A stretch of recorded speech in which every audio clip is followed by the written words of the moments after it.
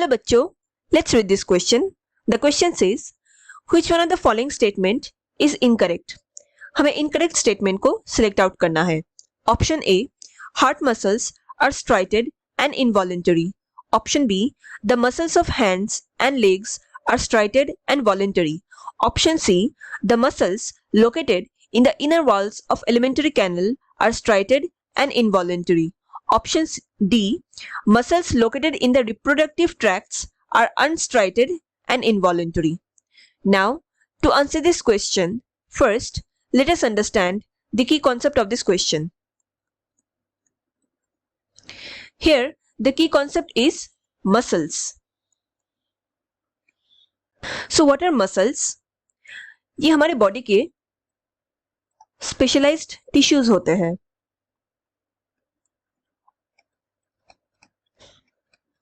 It is mesodermal in origin.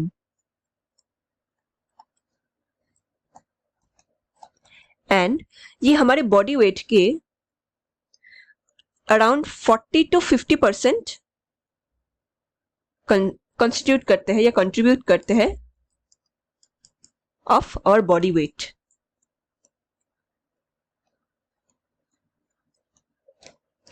Now muscles जो होते हैं ये मेन 3 टाइप्स के होते हैं.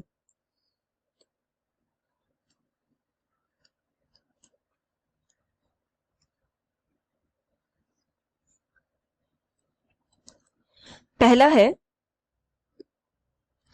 स्केलेटल मसल्स, दूसरा है विसरल और स्मूथ मसल्स, एंड तीसरा है cardiac muscles. Now let's understand the properties of each of these muscles. Skeletal muscles, इनमें हमें कुछ स्ट्रिप अपीयरेंस देखने को मिलते हैं.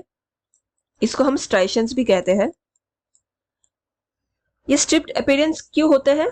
Due to presence of certain filaments या I bands and A bands. ये I bands and A bands क्या होता है? इनमें सर्टेन फिलामेंट्स पाए जाते हैं जैसे कि थिन या थिक फिलामेंट्स, एंड यहाँ पे हमें प्रोटीन्स प्रेजेंट मिलते हैं. 2 major proteins are actin and myosin. इन प्रोटीन्स की वजह से हमें स्केलेटल मसल्स में काफी सारे स्ट्राइशंस या स्ट्रिप्ड अपीयरेंस देखने को मिलते हैं. इन प्रोटीन्स का काम होता है for contraction and relaxation of the muscles. तो ये जो बैंड अपीयरेंस है या स्ट्राइशन अपीयरेंस है ये हमारे कॉन्ट्रैक्शन एंड रिलैक्सेशन के लिए यूजफुल होते हैं.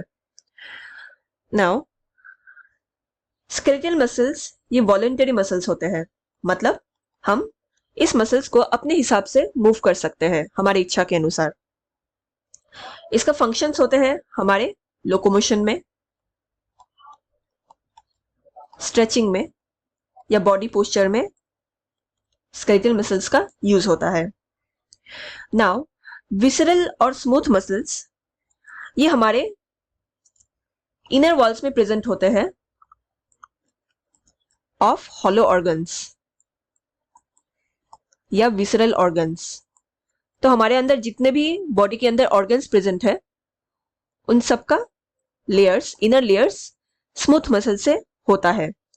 ये स्मूथ मसल नाम से ही पता चल रहा है, इसमें कोई स्ट्राइशन देखने को नहीं मिलता. ये टोटली स्मूथ होते हैं, सो अनस्ट्राइटेड होते हैं. एंड ये इनवॉलेंटरी होते हैं, मतलब हम स्मूथ मसल्स को अपने हिसाब से या अपनी इच्छा के अनुसार इसे मूव नहीं करा सकते. इसका फंक्शन हमारे बॉडी के अंदर अपने आप होता है.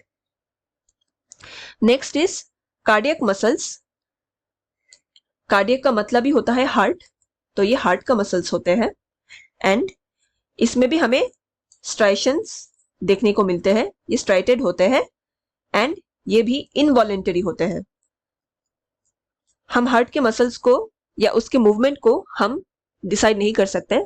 हार्ट मसल्स अपने आप बीट करते हैं, उनका इनवॉलेंटरी मूवमेंट होता है. Now let's check the options here. Option A कहा गया है कि heart muscles are striated and involuntary. This statement is correct statement. Option B कहा गया है the muscles of hands and legs are striated and voluntary. Muscles of hands and legs में हमें skeletal muscles देखने को मिलते हैं and skeletal muscles striated भी होते हैं and voluntary होते हैं. So again this is the correct statement here. Option C is the muscles located in the inner walls of alimentary canal are striated and involuntary. ये statement गलत है. The muscles located in inner walls of alimentary canal मतलब यहाँ पे smooth muscles या visceral muscles का बात हो रहा है and smooth muscles ये unstriated होते हैं and involuntary होते हैं. However, statement में यहाँ पे striated कहा गया है जो कि incorrect statement है.